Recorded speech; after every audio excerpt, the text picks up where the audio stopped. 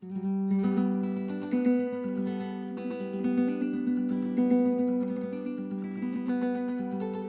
I'm going to work from my notes because I don't want to leave anything out. So what are the planets going to say about this coming year and the election? We realized a while ago that the best way to figure out what was going to happen on the election was not to look at election day. You want to look at it, but it's not really the telling point. Additionally, we look at inauguration day. But that also tells a different story. Remember, it's a very different experience for the person who's just about to be inaugurated when they realize the weight of the world is coming onto their shoulders, as well as the person who's leaving office because they're tremendously freed from this burden. It's not like normal life. What we look at, very importantly, is at the 2021 Lunar New Year. It's also known as the Chinese New Year. It's on February 11th, 2021. And it's fascinating because that gives us the C chart for the coming year. So it tells us the result in the United States of the election. Now, we have to go back a little bit. We have to go back to mid-September because at that time we had this major conjunction of planets, Jupiter, Saturn, the two big guys, and Pluto, the power of small things, all retrograde in Capricorn, compression. And then one after another, they all turned direct and moved forward. And it was like the weight of the world started coming off of us. Now, this conjunction has been like grinding the world under its heel all year long, especially the United States, because it happened opposite the sun and various other planets that are in Cancer in the United States chart. It just, And it was also the Pluto return. I mean, it was just about as rough as you could expect. So as this starts moving forward, we're really feeling the weight come off now.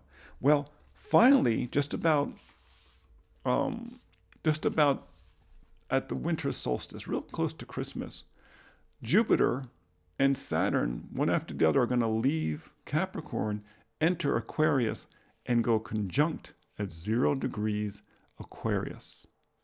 It is known as the water pourer. It reflects humanity's ability to irrigate and help the common good. And the water pourer, Saturn and Jupiter and Aquarius, is going to be pouring a lot of light onto the earth for the common good. So we can't really tell from that who's going to win this election, but we can tell you that by Christmas time, there is going to be a very big shift. And the shift is from compressive, bureaucratic Capricorn to innovative, expressive, focused on the common good Aquarius. Cool. Now, at the time of the Chinese New Year, and here I have to look at my notes, the Sun, Moon, Mercury, Venus, Jupiter, and Saturn will be in Aquarius. That's called a stellium. The only one of the visible planets that will not be in Aquarius is Mars. Mars is going to be in Taurus along with Uranus. So you have this tremendous amount of uplifting light that's coming in at that time. What's interesting is two planets are especially strong. Saturn, because Saturn is in the extrovert ruling sign of Aquarius. And Mercury, because Mercury is in Aquarius, its exalted sign, the colleague sign, its best friend sign. So these two are especially strong. Well, Saturn is favoring mature men who have worked a long time for the common good and are open to new ideas, which sounds an awful lot like Joe Biden, the lifelong politician and public servant who is open to the new idea of having a woman of color as his vice president, with her one step, one life, one heartbeat away from the presidency. The other planet that's very strong, of course, is Mercury. Well, Mercury supports young, youthful advocates and attorneys, which sounds an awful lot like Kamala Harris, who was the Attorney General of the largest population in the country, in California, and a U.S. Senator. So these two planets are strongly favoring these two personalities. So once again, we can't tell from this who's going to win the election, but it seems like these two are going to be feeling pretty good. Now, here's another perspective, and it's a tool that we use a lot because we're health astrologers and location astrologers. We use a thing called Astro Cartography, which was developed out here in the West Coast in San Francisco. And it literally uses maps, and it shows you where the planets are overhead on the globe. So it gives you the ultimate big picture, which is what you want to know when you're looking at things like global politics. Well, at the Chinese New Year, it gives us that seed chart, that picture of the whole year ahead, the whole growing season ahead.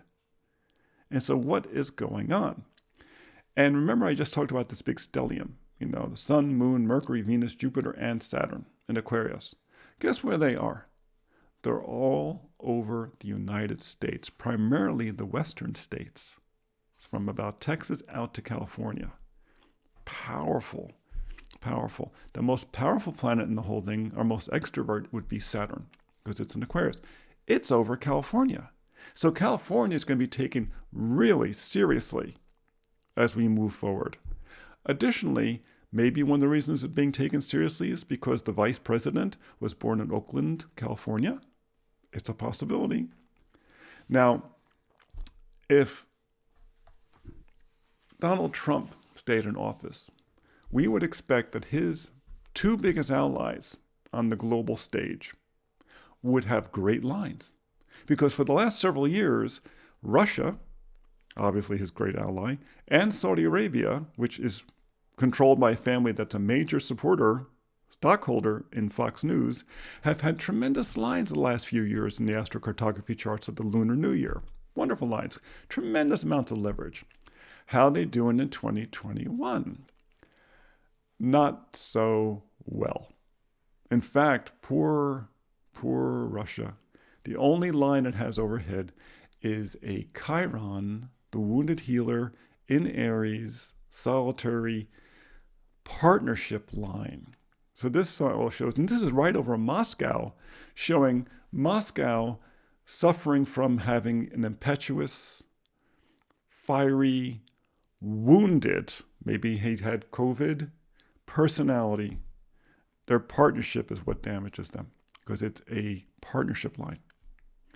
What's Saudi Arabia doing? Well, remember, Saudi Arabia had tremendous amounts of leverage. I mean, they never heard any bad things about Saudi Arabia during Trump's administration. But now, what's overhead? It's a solitary home line, a Pluto line.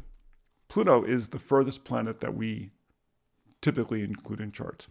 It's the power of the small, but it's in Capricorn, very conservative. And remember, it had been conjunct with Jupiter and Saturn, two big, strong guys.